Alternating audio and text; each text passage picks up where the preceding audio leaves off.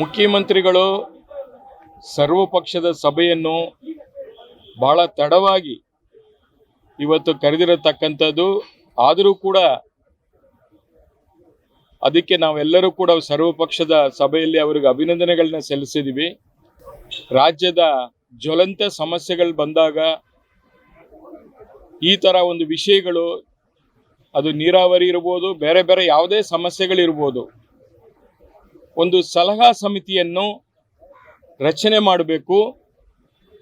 ಆ ಸಲಹಾ ಸಮಿತಿಯಲ್ಲಿ ಶಾಸಕರು, ನೀರಾವರಿ ತಜ್ಞರು ಮತ್ತು ಆಡಳಿತ ನಡೆಸಿರತಕ್ಕಂಥ ರಿಟೈರ್ಡ್ ಆಫೀಸರ್ಸು ಇವರೆಲ್ಲರನ್ನು ಕೂಡ ಒಳಗೊಂಡಂತೆ ಒಂದು ಸ್ಟ್ರಾಂಗ್ ಸಲಹಾ ಸಮಿತಿಯನ್ನು ರಚನೆ ಮಾಡಬೇಕು ಅಂತ ಹೇಳಿ ಸಲಹೆಯನ್ನು ಕೊಟ್ಟಿದ್ದೀವಿ. ಜೊತೆಗೆ ಇವತ್ತು ವರುಣನ ಆಶೀರ್ವಾದದಿಂದ ಈ ರಾಜ್ಯಕ್ಕೆ ಬಂದಿರತಕ್ಕಂಥ ಆ ನೀರಿನ ಸಮಸ್ಯೆ ಏನಿದೆ, ಚೂರು ನಾವೆಲ್ಲ ಕೂಡ ಪಾರಾಗಿದ್ದೀವಿ. ಆದರೆ ಶಾಶ್ವತ ಪರಿಹಾರ ಬೇಕಲ್ವಾ? ಅದಕ್ಕೋಸ್ಕರ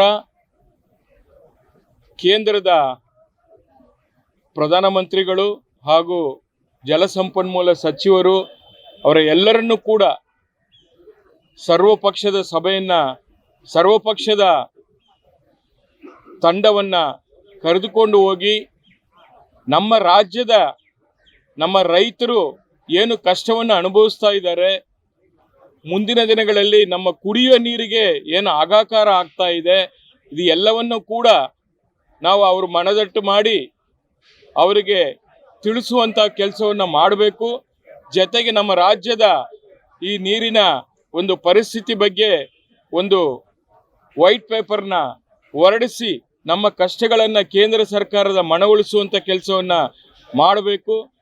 ನಮ್ಮ ಮಾಜಿ ಪ್ರಧಾನಿಗಳಾದಂಥ ಸನ್ಮಾನ್ಯ ದೇವೇಗೌಡರ ಒಂದು ಮಾರ್ಗದರ್ಶನವನ್ನು ಕೂಡ ಪಡೆದರೆ ಸೂಕ್ತ ಅನ್ನೋದನ್ನು ಈ ಸಂದರ್ಭದಲ್ಲಿ ನಾವು ಹೇಳಲಿಕ್ಕೆ ಬಯಸ್ತಾ ಇದ್ದೀನಿ. ಜೊತೆಗೆ ನಮ್ಮ ಪಕ್ಷದ ಕೇಂದ್ರ ಸಚಿವರು, ಮಾಜಿ ಮುಖ್ಯಮಂತ್ರಿಗಳಾದಂಥ ಸನ್ಮಾನ್ಯ ಕುಮಾರಣ್ಣವರು ಕೂಡ ಇವತ್ತು ಈ ಸಭೆಗೆ ಹಾಜರಾತಿಯಾಗಿ ಅವರ ಒಂದು ಭಾವನೆಗಳನ್ನು ಕೂಡ ಮಾನ್ಯ ಮುಖ್ಯಮಂತ್ರಿಗಳ ಗಮನಕ್ಕೆ ತಂದಿದ್ದಾರೆ. ಬಹುಶಃ ಎಲ್ಲರೂ ಕೂಡ ಒಗ್ಗಟ್ಟಾಗಿ ಪ್ರದರ್ಶನ ಮಾಡಬೇಕು. ಇಂಥ ವಿಚಾರದಲ್ಲಿ ತಮಿಳುನಾಡಲ್ಲಿ ಯಾವ ಥರ ಎಲ್ಲ ಪಕ್ಷಗಳು ಸೇರಿಕೊಂಡು ಆ ಒಂದು ರಾಜ್ಯದ ನಮ್ಮ ರಾಜ್ಯದ ಹಿತವನ್ನು ಕಾಪಾಡೋ ದೃಷ್ಟಿಯಿಂದ, ನಮ್ಮ ರೈತರ ಹಿತವನ್ನು ಕಾಪಾಡೋ ದೃಷ್ಟಿಯಿಂದ ಎಲ್ಲರೂ ಒಗ್ಗಟ್ಟು ಪ್ರದರ್ಶನ ಮಾಡಿ ಎಲ್ಲ ರೀತಿಯಲ್ಲಿ ನಿಲ್ಲಬೇಕು. ಮತ್ತು ನಮ್ಮ ಕಾನೂನ ಒಂದು ವ್ಯವಸ್ಥೆಯಲ್ಲಿ ಇನ್ನಷ್ಟು ಭದ್ರತೆ ಮಾಡುವಂಥ ಕೆಲಸವನ್ನು ಕೂಡ ಮಾಡಬೇಕು. ಪರ್ಮನೆಂಟ್ ಸೊಲ್ಯೂಷನ್ನ ತಗೋಬೇಕು.